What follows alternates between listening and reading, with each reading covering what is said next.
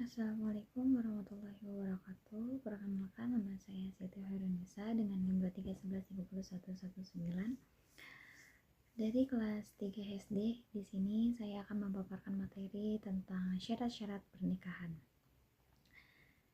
Nah, di sini ada pengertian syarat, yaitu huwa ma yatawaqqafu alaihi wujudu syai'i wa yakunu kharijan an haqiqatihi. Syarat adalah suatu yang harus ada dalam suatu perbuatan, tetapi tidak termasuk ke dalam bagian perbuatan tersebut. Nah, di sini terdapat beberapa macam syarat nikah. Yang pertama surutus sihati, yang kedua surutul in'iqadi, yang ketiga surutun nafadi, dan yang keempat surutul luzumi. Nah, dari yang pertama ada surutul in'iqadi. Surutul in'iqadi yaitu syarat yang harus dipenuhi dalam suatu akad. Apabila tidak dipenuhi salah satunya, dapat mengakibatkan akadnya itu batal. Lalu di surutul in'iqadi ini terdapat dibagi menjadi 3 syarat. Nah, syarat yang pertama yaitu syarat bagi dua orang yang berakad. Yang kedua ada syarat bagi perempuan. Yang ketiga adalah syarat siqad akad. Nah, dari syarat bagi dua orang yang berakad ini ada dua macam, yaitu satu mampu melaksanakan akad, dan yang kedua itu untuk bisa mendengarkan ucapan masing-masing. Nah, dari syarat bagi perempuan itu ada dua bagian juga. Nah, yang pertama itu perempuan bersifat hakiki. Terus, yang kedua perempuan bukan perempuan yang dimahramkan baik selamanya maupun sementara. Nah, dari syarat syikat akad itu terdapat 3 macam. Yang pertama, satu, ucapan ijab qabul terjadi dalam suatu majelis, dan yang kedua, kesesuaian antara ijab qabul dan ijab dan qabul dalam ucapan maupun maksudnya.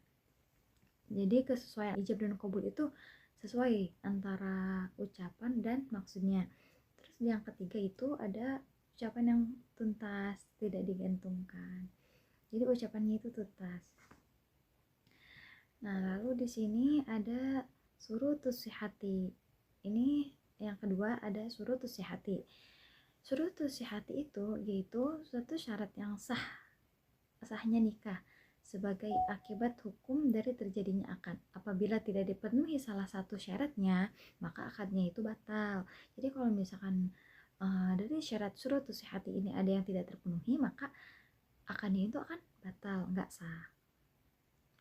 Nah, dari surutus sihati ini ada 8 macam. Syarat yang pertama itu perempuan yang dinikahi itu bukan perempuan yang mahram, dinikahi dengan kemahraman yang dalam jangka waktu sementara. Terus yang kedua itu ada syikat akad yang digunakan berlaku selamanya, tidak mengandung batas waktu. Nah, syikat akad yang digunakan itu berlakunya itu berkepanjangan, tidak ada batasan waktu, tapi emang berkepanjangan. Nah, untuk yang ketiga itu adanya saksi. Nah, di sini udah jelas harus adanya saksi. Dan yang keempat adanya kerelaan dan keleluasan memilih dari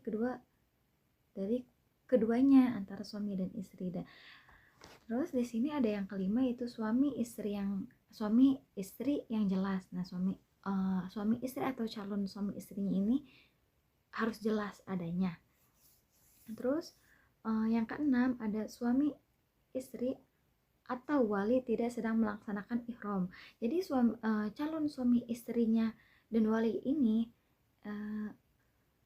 diadakannya, maksudnya ada gitu, sedang tidak melakukan ihram haji atau umroh. Terus di sini ada yang ketujuh yaitu adanya mahar. Nah, ini diharuskan adanya mahar. Yang kedelapan, suami istri tidak sedang mengalami sakit yang parah atau kritis.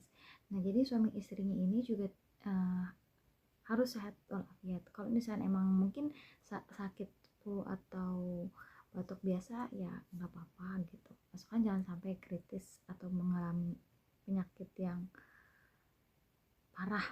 Nah, di sini langsung ke surutun nafadi.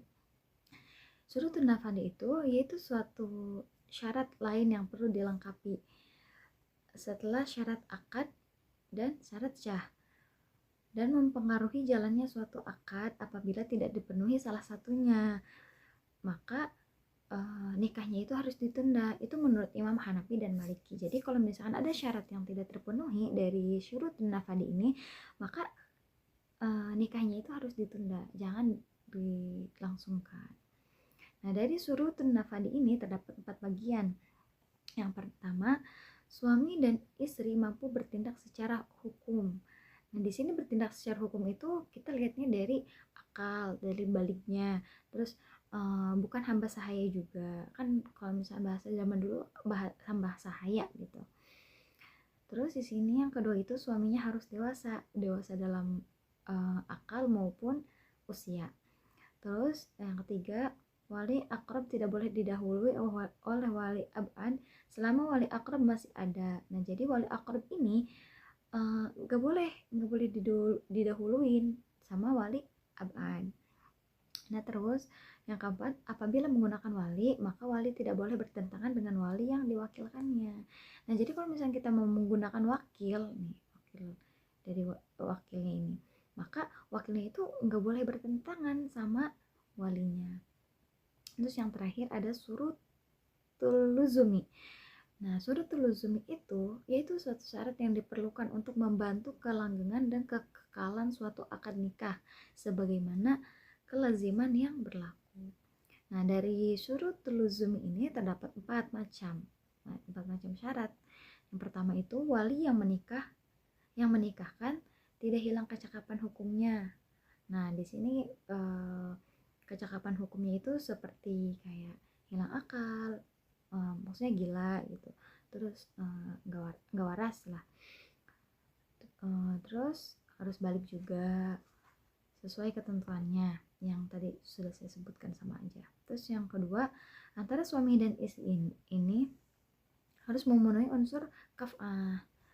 Terus yang ketiga, apabila tidak kaf'ah, maka disyaratkan maharnya harus mahar netsil. Nah, kalau misalkan suami istri ini enggak memenuhi unsur kaf'ah, maka maharnya itu harus pakainya mahar netsil. Nah, gitu. Terus yang keempat, yang terakhir, suaminya tidak memiliki cacat seperti kelamin yang dikebiri dan impoten, sementara istrinya tidak mengikhlaskannya. Nah, di sini misalkan suaminya memiliki cacat kelamin gitu. Nah, di mana cacat kelamin ini membuat istrinya itu tidak ikhlas kalau misalkan suaminya ini mempunyai cacat kelamin begitu. Baik, mungkin hanya itu yang dapat saya sampaikan, kurang lebihnya mohon maaf. Sekian demikian, wassalamualaikum warahmatullahi wabarakatuh.